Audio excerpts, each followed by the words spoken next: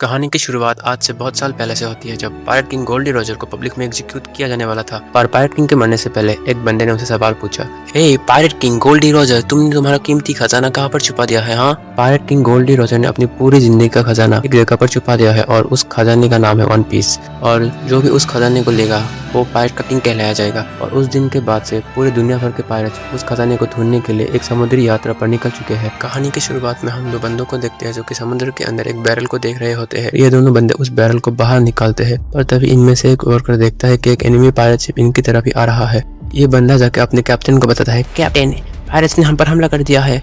ये सुनकर सभी लोगों के बीच अफरा तफरी मच जाती है। हमें पायरेट शिप के कैप्टन को दिखाया जाता है। इस मोटी का नाम है एल्बिडो और ये कोबी नाम के एक लड़के से पूछती है, ए लड़के बताओ, इस समुद्र में सबसे ज्यादा सुंदर कौन है? बताओ बताओ। कोबी भी डर के मारे आंसर करता है, जी जी मैम, आप सबसे सुंदर है। और तभी एक बहुत बड़ा कैनन बॉल इस पैसेंजर शिप पर फायर हो जाता है और ये पैसेंजर शिप टूट जाता है और वो जो बैरल उन दोनों वर्कर्स ने बाहर निकाला था वो गलती से घूमकर बेसमेंट के अंदर चला जाता है। और ये सभी पायरेट्स रस्सी की मदद से इस पैसेंजर शिप पर हमला कर लेते हैं। सभी पायरेट इस पैसेंजर शिप के ऊपर आ जाते हैं और कोबी आने से डर रहा होता है। तभी लेडी एल्बिडो कोबी को लात मारकर इस शिप में फेंक देते हैं। सभी के सभी पायरेट्स ने सभी के सभी पैसेंजर्स को एक जगह पर आकर घेर लिया होता है। हम तुम्हें नुकसान पहुंचाना नहीं चाहते, पर तुमने अगर कोई चालाकी की तो हम तुम्हारा सर काटने से भी पीछे नहीं रहेंगे। चलो जल्दी जल्दी अपने पास सारे कीमती खजाने हमें दे दो, और अगर किसी ने कोई चालाकी की तो उसे समुद्र में फेंक देना। ये सुनकर सभी के सभी पैसेंजर डर जाते हैं और ये सारा कुछ ऑरेंज बालों वाली लड़की सुन रही होती है। और तभी ये अपनी कपड़े बदल लेती है और रस्सी से झूलते हुए पायरेट के शिप के अंदर चली जाती है। और जैसे ही शिप के ऊपर पहुंचती है, और ये लड़की तू कौन है? तुझे तो शिप में पहले तो कभी नहीं देखा। और तभी ये लड़की इसके मेन पार्ट पर अटैक कर देती है और इसको बेहोश कर देती है। इस तरफ कोबी डरते डरते एक कमरे के अंदर आता है और उसी बैरल को देखता है और उसे धकेलते हुए लेडी एल्बिडो के पास लेकर जाने लगता है। और तभी इसके साथ ही पायरेट्स यहाँ पर आ जाते हैं। अरे ये तो भाई है ना डरपोक, ओए इसे यहीं पर रख। हाँ हमें बहुत प्यास लग रही है, हम इसे लेडी एल्बिडा के पास नहीं लेकर जाएंगे। हाँ सुना तूने, भग जा यहाँ से भग। कोबी डर जाता है और पीछे हट जाता है। एक मिनट रुको, मैं इसे अपने तरीके से खोलता हूँ। और इस बैरल के ऊपर एक पंच मारने वाला होता है और जैसे ही इसे तोड़ने वाला होता है तभी उस बैरल को तोड़कर कोई बाहर निकलता है और उसके पंच से ये पायरेट बेहोश हो जाता है। हाँ कितनी अच्छी नींद आई, मजा आ गया। तभी इसकी नजर उस पायरेट पर जाती है जिसकी बत्ती गुल हो चुकी है और बेहोश पड़ा हुआ है। आई यहाँ पर क्यों सो रहा है? हमारे बंदे को घायल कर दिया, तेरी ऐसी की तैसी, रुक तू। पर लूफी इन्हें पूरी तरीके से इग्नोर कर देता है। इस बंदे का नाम लूफी है। यार भूख लग रहा है, कुछ खाना वगैरह मिल सकता है क्या? और ये देखकर ये दोनों पायरेट बहुत ज्यादा हैरान हो जाते हैं और गुस्से में तलवार निकाल कर इस पर हमला कर देते हैं। पर लूफी बहुत आसानी से इन्हें एक ही झटके में हरा देता है। ये दोनों बंदे डर के यहाँ से भाग जाते हैं। अपने बॉस को लेकर खाने की तलाश में लूफी बेसमेंट के अंदर पहुंच जाता है, जहाँ पर उसे कुछ एप्पल्स मिलते हैं। लूफी एप्पल्स खाने लगता है। लूफी कोबी से पूछता है, ये शिप आखिर है क्या? हाँ ये एक पैसेंजर शिप है जिस पर लेडी एल्बिडा ने कब्जा कर लिया है। पर तुम आए कहाँ से हो? दरअसल मैं एक तूफान में फंस गया था, वहां से बचते हुए यहाँ पर आ गया। हे कोबी, क्या तुम एक पायरेट हो? नहीं, दरअसल एक दिन मैं फिशिंग कर रहा था और गलती से पायरेट की बोट पर चढ़ गया और इन्होंने मुझे जबरदस्ती इनके शिप पर ले गए। मेरी जिंदगी के बदले इन्होंने मुझे इनके शिप का केबिन बॉय बना दिया। इस बात को 2 साल हो चुके हैं। लूफी कोबी को बताता है कि अगर तुम्हें वो जिंदगी पसंद नहीं है तो तुम बाहर से चले क्यों नहीं जाते। वो भी डर के मारे बोलता है कि मैं वैसा नहीं कर सकता, इसके बारे में सोचने से ही मुझे डर लगता है। लूफी हंसते हुए बोलता है कि तुम तो बहुत बड़े डरपोक हो और मुझे तुम्हारे जैसे लोग पसंद नहीं है। और दूसरी तरफ एल्बिडा ट्रेजर इकट्ठा कर रही होती है और हम दूसरी तरफ उस ऑरेंज बालों वाली लड़की को देखते हैं जो कि एल्बिडा के ट्रेजर चुरा रही होती है। तभी वो बंदे एल्बिडा को लूफी के बारे में बताती है, जो सुनकर एल्बिडा गुस्सा हो जाती है। दोबारा सीन लूफी और कोबी की तरफ आता है और कोबी लूफी को उसके ड्रीम के बारे में पूछता है। यह सुनकर लूफी स्माइल करते हुए बताता है कि उसको पायरेट किंग बनना है। यह सुनकर कोबी का मुंह खुला का खुला रह जाता है और वो पैनिक करने लगता है। लूफी उसको पंच करके शांत करता है और लूफी बोलता है कि It's not about if I can. I'm doing this because I want to. I decided long ago that I'm gonna be king of the pirates. If I have to die fighting for that, then I die.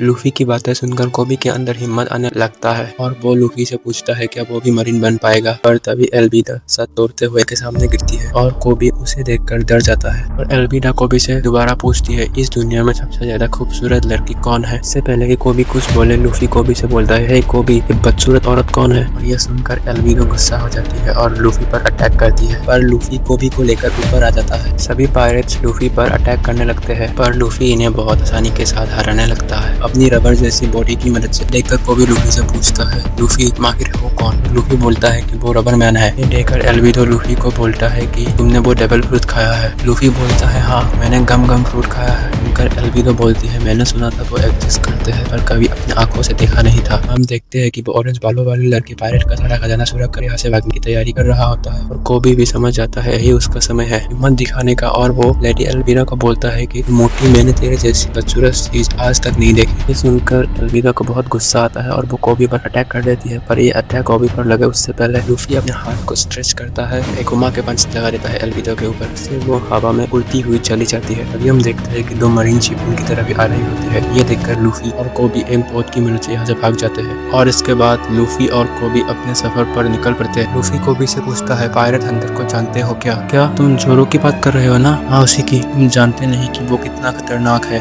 मैं जानता हूँ यार, बस सोच रहा हूँ उसे अपनी टीम में ले लूं। इसके बाद ये दोनों नेवी वेस्ट सिटी की तरफ जाने लगते हैं जहाँ पर पायरेट हंटर रोरोनोआ जोरो को रखा गया है। कोबी लूफी से पूछता है, क्या तुम जोरो को अपने क्रू में शामिल करने वाले हो? हाँ करने वाला हूँ। पागल मत बनो, वो एक बहुत ही खतरनाक तलवारबाज है। वो एक इंसान के रूप में शैतान है। फिर हम देखते हैं कि ये फाइनली मरीन बेस पहुंच जाते हैं। फिर लूफी एक दुकानदार से पूछता है जोरो के बारे में। सुनकर सभी दुकानदार लूफी से डर के भागने लगते हैं। उसके बाद ये दोनों उसी जगह पर पहुंच जाते हैं जहाँ पर जोरो को बंदी बनाकर रखा गया है। फिर तुरंत दीवार के ऊपर चढ़ जाता है और उन्हें अपने सामने जोरो दिखाई देता है जिसे लकड़ी में बांध के रखा हुआ है। लूफी बोलता है कि हमें इसके हाथ में खोल देना चाहिए। अरे वो पागल, उसको खोलते ही जान से मार देगा। जोरो उन दोनों को देख रहा होता है और बोलता है, तुम दोनों यहाँ से चले जाओ। तभी एक छोटी सी बच्ची रस्सी की मदद से दीवार कूदकर जोरो के पास भागती हुई चली जाती है और उसे खाने के लिए 2 राइस बोल देती है। लड़की चली जा यहाँ से, मुझे भूख नहीं है। अरे जब मरने से डर नहीं लगता, चली जाए यहाँ से। पर तभी 3 लोग यहाँ पर आ जाते हैं। हाँ राइस बॉल, हाँ जरा मैं भी रस कर देखूं। अरे इसमें तो सिर्फ चीनी है। और उन राइस बॉल को पैर से कुचल देता है। क्रिमिनल को खाना खिलाना एक जुर्म है और तुम्हें इसके लिए जान से भी मार दिया जाता है। लड़की जानती नहीं हूँ मेरा बाप कौन है, कैप्टन मॉर्गन का बेटा हूँ मैं। ए तुम इस बच्ची को यहाँ से दूर फेंक दो। पर सर ये तो एक छोटी सी बच्ची है,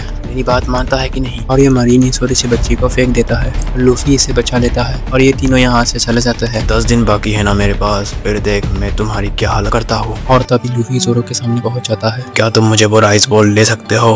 अरे यार ये तो पूरी तरीके से खराब हो चुके हैं। जितना बोला है उतना करो। जोरो उस राइस बॉल को खा लेता है। खाने के लिए शुक्रिया। ये देखकर लूफी समझ जाता है कि जोरो दिल का बुरा नहीं है। लूफी यहाँ से चला जाता है और उस लड़की को बताता है कि जोरो ने राइस बॉल खा लिया। और इसके बाद ये छोटी सी लड़की बताती है कि कुछ दिन पहले कैप्टन मॉर्गन का बेटा अपने कुत्ते के साथ इनके होटल में पहुंच गया था। उन लोगों को परेशान कर रहा था। तभी उस कुत्ते ने इस लड़की पर हमला कर दिया। जोरो ने उसे बचाने के लिए इनके साथ पंगा कर लिया। तभी कैप्टन मॉर्गन का बेटा जोरो को धमकाने लगता है। उसने इसके साथ कुछ किया तो इस लड़की और इसकी माँ को मार दे। जोरो चाहता है कि वो ऐसा ना करे तो जोरो को इसकी कंडीशन माननी होगी और 30 दिन तक बिना खाए पिए इसके कैद में रहना होगा। जोरो इसके लिए मान जाता है। तभी सीन शिफ्ट होता है और हम देखते हैं कि ये कैप्टन मॉर्गन का बेटा जिसका नाम हेलमेपो है, इसे इस लड़की के रेस्टोरेंट में आता है और लोगों को परेशान करने लगता है। ये देखकर लूफी गुस्से में जाकर हेलमेपो को पंच कर देता है। तुमने सच में मुझे मारा? मैं कैप्टन मॉर्गन का बेटा हूँ, मुझे इससे कोई फर्क नहीं पड़ता और मैंने डिसाइड कर लिया है जोरो मेरे क्रू को ज्वाइन करने वाला है। और सीन शिफ्ट होता है और हम जोरो को देखते हैं और वो अपने पास को याद कर रहा होता है जहाँ पर वो एक नीली बालों वाली लड़की के साथ शॉट प्रैक्टिस कर रहा होता है और वो लड़की जोरो को फिर से हरा देती है हमेशा की तरह। तुम्हें और प्रैक्टिस की जरूरत है। तो ये सब याद करके जोरो दुखी हो जाता है और बोलता है कि नहीं मैं यहाँ पर नहीं मर सकता। तभी हम लूफी को देखते हैं कि जोरो के सामने खड़ा होता है और बोलता है, दरअसल मैंने डिसाइड कर लिया है, तुम मेरे क्रू में ज्वाइन होने वाले हो। तुम कौन होते हो डिसाइड करने वाले? मुझे याद आया तुम तो तलवार से लड़ते हो ना, अगर मैं तुम्हारी तलवार तुम्हें वापस कर दूं क्या तुम मेरी टीम को ज्वाइन करोगे? नहीं करूंगा। अरे रुक जाओ, मैं अभी तुम्हारी तलवार लेकर आता हूँ, तुम गलत डायरेक्शन में जा रहे हो, गोदर उस तरफ है। और तभी लूफी अपने हाथों को लंबा करता है और दूसरी डायरेक्शन में जाने लगता है। ये देखकर जोरो हैरान हो जाता है, आखिर ये है क्या? और यहाँ पर हम कैप्टन मॉर्गन को देखो, यहाँ पर एक स्टेचू को रस्सियों की मदद से उठाया जा रहा है। कैप्टन मॉर्गन का बेटा हेलमेपो अपने बाबू लूफी के बारे में शिकायत कर देता है। तू तो नालायक है, मैं उम्मीद करता हूँ तूने उस छोटी सी बच्ची को मार दिया होगा। नहीं पापा, वो तो एक छोटी सी बच्ची है। कैप्टन मॉर्गन गुस्सा हो जाता है और हेलमेपो को दूर फेंक देता है। तुम उस बच्ची को मार डालो।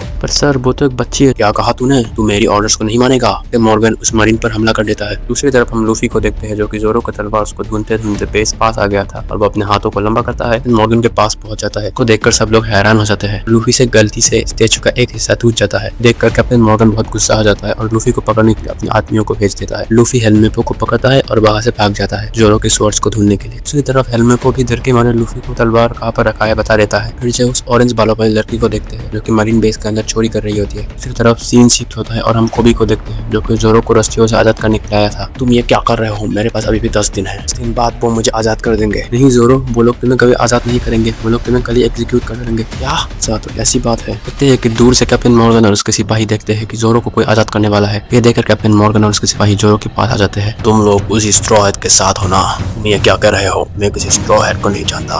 बकवास करना बंद करो, जल्दी से इस पे फायर करो। हम देखते हैं कि सोल्जर्स जोरो के ऊपर फायर करने वाला होता है। नहीं, मैं यहाँ पर नहीं मर सकता। फिर सीन शिफ्ट होता है और हम लूफी को देखते हैं जो कि जोरो की तलवार ढूंढ लेता है जो कि कैप्टन मॉर्गन के बेटे के रूम में था। इनमें से जोरो का तलवार कौन सा है? बात नहीं, मैं तीनों ही ले लेता हूँ। खिड़की को पकड़ता है और अपने बॉडी को स्ट्रेच करता है और उड़ते हुए जोरो के पास आ जाता है और सभी बुलेट अपने ऊपर ले लेता है। ये देखकर सभी लोग शॉक्ड हो जाते हैं क्योंकि लूफी का बॉडी रबर से बना है और सभी बुलेट को डिफ्लेक्ट कर देता है। ये देखकर सभी लोग हैरान हो जाते हैं। फिर जोरो पूछता है, फिर तुम हो कौन? मेरा नाम है मंकी डी लूफी और मैं पायरेट्स का राजा बनने वाला हूँ।